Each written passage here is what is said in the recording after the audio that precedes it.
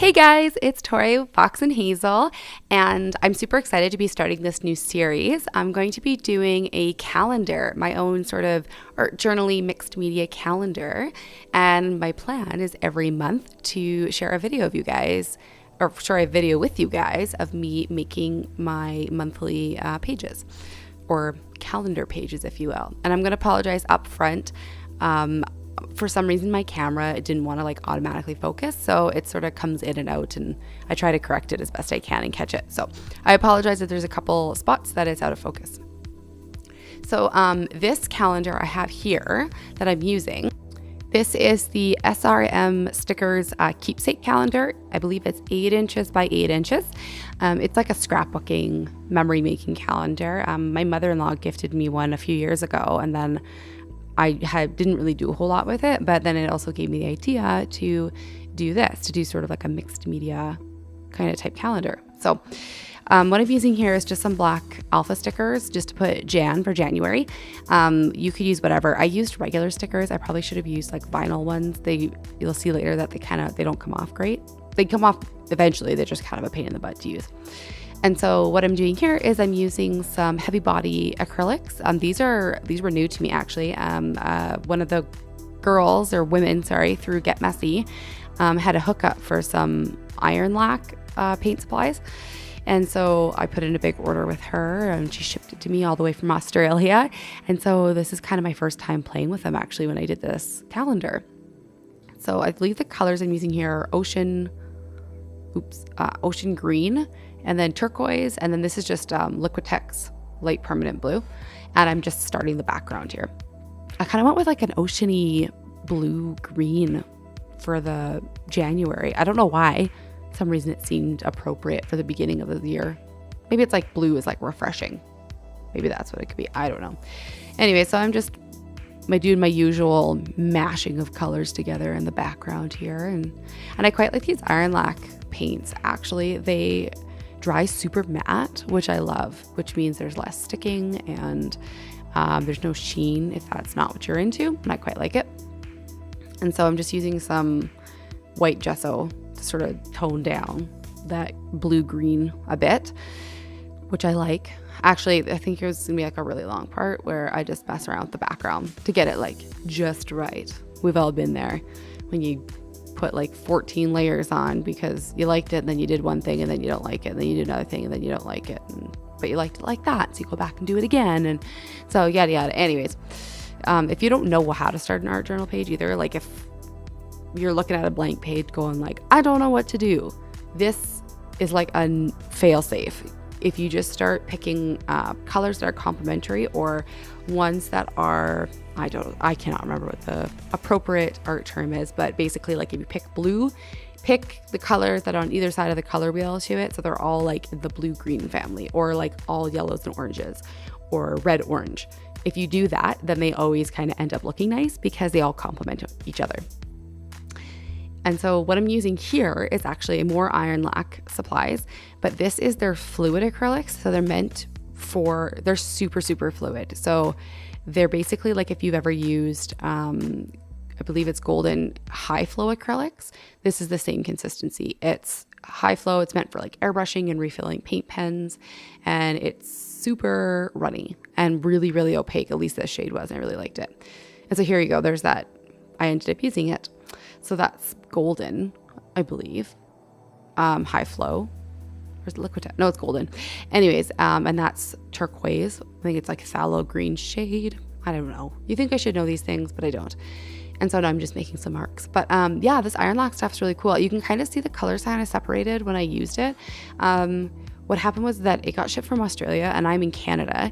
So it took a bit to get here. And I think what happened, well, I know what happened is all the paints froze on the way up through shipping. And so everything's fine, like they still work. It's just that some of them aren't as mixed through. I haven't, shaken them long enough. And so there's a little bit of pigment separation. So that's why the color kind of didn't come out. They're not all like that. That's just that one shade. I didn't mix it well enough beforehand. And so here I'm using some Deco Arts Media acrylic, and I think that said it was Hansa light yellow. It's nice and bright and cheery. And so I'm just adding some more on there. And and I quite like these Deco Arts too. They're fluid acrylics, I believe. They're just little bottles, just little guys, but they work great and I quite like them. I believe this one froze too. Actually, you can't see it really well in the video, but it was kind of chunky. Darn me in Canada. Like, you guys would be surprised at how much I order like stuff online and it comes here and it's been frozen. I generally don't buy art supplies online in the winter months for this reason, because I've had several shipments come and things have frozen in transit. And that's just life in Canada, because when it gets to be minus 30 degrees Celsius in the winters, it is what it is. So what I did there was, due to the beauty of editing, I ran off and I dried my page with my heat gun. And so now I'm using another iron lac. I've titled this video, promo for iron lac supplies, because I think I ended up using it like almost the entire video. Anyways, this is one of their pump action paint markers. It's got like a bullet tip. I cannot remember for the life of me what the color is. I'll link everything in the description like I always do. And so anyways, this is like a chartreuse, like super like lime green, and I love it. I'm obsessed with that color lately, is chartreuse. I'm all about it. I want to use it in every spread. And so what am I doing now? I'm doodling. I think I'm just using a Posca white like fine tip paint marker, and I'm just these like kind of viney flower doodles. If you follow me on Instagram, you probably have seen lots of art journal spreads that have this sort of motif in them, and I don't know, I've just been doing it a lot lately. Like every page I make, I want to do these little doodly flowers on. But not even flowers, they're kind of like vines. Anyways, I like them. They're good, like a space filler. And I like the white on top of this dark background. I like the contrast. I'm all about that contrast. So yeah. What else am I gonna do? I never know what I'm gonna be doing, ever. I think I'm just gonna add a little detail right here. Oh, the only downside to these Posca paint markers, maybe someone else can give me a pro tip, is that I find that when, it'll say like to, pump the nib to prime it or whatever. And sometimes if there's not like good flow to it, but it, like you can see right there, it dumps out so much paint, so much. I usually do it like on a paper towel or something. I got really brave right there, and then it kind of bit me in the butt. But I don't know what it is. Maybe it's just the style of markers. I find that I'm so sketched out to try and pump the nib so that more paint will come out, because it dumps out so much paint, so much. Maybe if I did I guess if you did it upside down, then it wouldn't flow down. But anyways, if anyone's got tips and tricks, let me know. Oh, and this is a fun new product that was new to me. So this is from Lindy Stamp Gang. These are her magicals, and they're like mica powders. And so this one, I think it said was shabby turbine teal, and so it looks like gray. But they're cool because they're a bunch of different colored like mica powders together, and then when you activate it with water, you spray water on it, it's like the most glorious, shimmery, multicolored. See? It's like heaven. It's beautiful. You don't see it as well in here because I'm using like a colored background, but on white paper, it's like gorgeous. Gorgeous.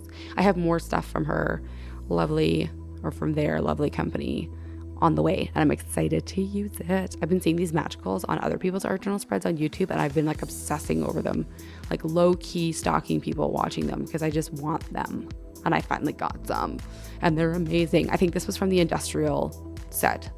I got like a whole, like, so there's 5 of them. I just used the teal in this, but it's from the industrial set. So now I'm like, what shall I do? There's another iron lac marker. This is the chisel tip one. I don't know what color it said there. Probably should have written it down so I could tell you guys, but I totally don't remember, and I never write anything down when I record these things. We're just like flying by the seat of our pants all the time. And so yeah, again, this is that iron lac, and I really like their paints. Like, I've never used them, and they're quite, like, they're super matte and like opaque, which I'm really into. I really hate when I spend my money on paint and it's very sheer transparent paint. I bought a few, I think it's the Galleria line of them from, I think it's Winsor and Newton. Anyways, not a fan. Every time I buy a color, I'm like, yeah, it's gonna be great. And then I get home and use it, and it's so sheer and transparent that I feel like, man, like, why did I buy this? Like, if I'm gonna buy vermilion, I want like vermilion, not like hint of vermilion, not like ghost of vermilion. I want the color. So these iron lac paints are killer in their paint markers too, because they are so opaque and matte. and I am obsessed. I probably going to end up buying more of them because I really like them. Let me know in the comments if you've ever used Iron Lac stuff. I think they're mostly out of Australia and New Zealand. I know that they have European sales and like North America sales, but I think they're mostly an Aussie brand. So if you're an Aussie and you use it, hit me up. Let me know what your favorite colors and shades and products are, if that's your jam. So here I am trying to pull off the stickers, and as you can see, I'm kind of struggling because they're not like vinyl stickers. They're just paper dollar store black alpha stickers.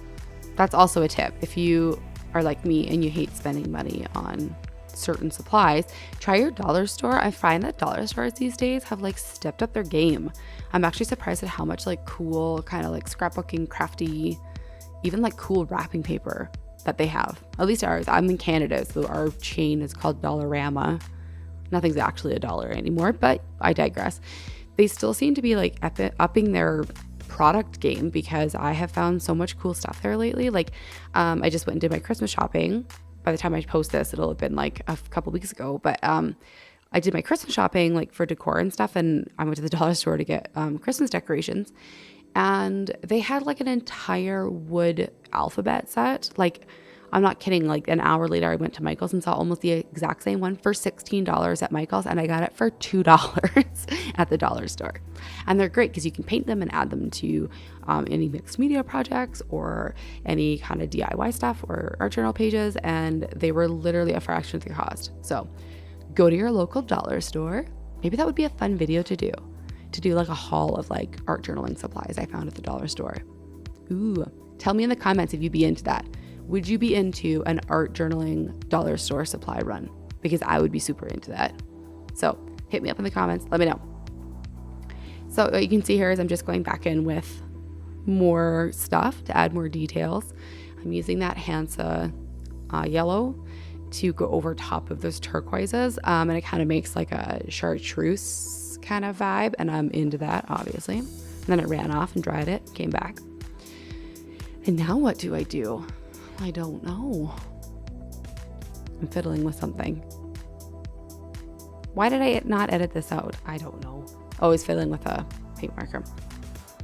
Oh, here we go. So I decided to add some flowers because who doesn't love flowers, right? They look good on everything.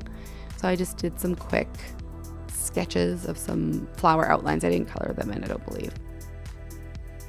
No, I don't. And I actually have been super inspired. I got that, I believe it's Peggy Dean's, what's it called? Botanical line drawings. It's like all the rage. Everyone seems to have a copy of it, but I got it a few months ago and I really like it. I don't necessarily follow all of her illustrations and drawing in it, but I find it's really good for inspiration. Like sometimes for being a creative person, I find that I'm terrible at like brainstorming random ideas. I have to like look at stuff to get inspiration and get an idea and the juices flowing. And so I find that even if I don't follow the drawing instructions, I find her book to be really inspiring just for like ideas on florals and stuff, because a lot of the florals I draw are not real. They're kind of just made up. So if you haven't got it yet, I highly recommend getting a copy of it. I also have her second copy on my Christmas list, so we will see if Santa brings it for me. Yeah, I'm just still drawing some flowers here. Pretty uneventful. I always try to draw these like petal flowers like these, and I'm always on the fence about how they turn out. I always think they're gonna look good, and then they're kind of like iffy, and I just roll with it because I try to not be a perfectionist. So anyways, so I think that's it. I think I'm all done. Oh, here, and this is like really, is this the exciting part? I'm going to number my entire page and let you guys watch. I'm just using a Pentel sign pen, I believe, to quickly, super speedy, to number all my days in January. And I double checked this is correct because I was really worried I was gonna write the wrong date and then like do this whole numbering and then show you guys and be like, oh, just kidding, I was off by a day. So yeah, and I think I just add a few details here. I didn't get crazy on like the actual like squares because we are pretty busy for a family of small children, and so I actually have a lot of stuff that I write in my calendar, and so I didn't want it to be too overwhelming and have my like appointments and things lost in a bunch of art. So I left that part blank, and now I'm just using I think it's a Pentel art brush to do some lettering to write January. And again, I never claimed to be a lettering artist. I still do it anyways, even though I enjoy it. It is not beautiful, but it does the job. And so be encouraged that if you are not someone who feels like they have great lettering skills, do not let that hold you back. Go for the lettering anyways, add it to everything. Maybe eventually you'll get really good at it, or just be like me and be mediocre forever. So yeah, that's it, guys. That's the whole calendar page. So I'm really excited. I'm looking forward to February already. And yeah, I hope you guys will join along. If you guys decide to join in, I'm going to link to where you can get a calendar for yourself. And if you're going to do it with me, I would love for you to hit me up on Instagram or on Facebook or wherever and show me your mixed media calendar. Make sure you hit subscribe so that when I release all the following months for this series that you get notified and that you're in the loop. Thanks so much, you guys. Bye.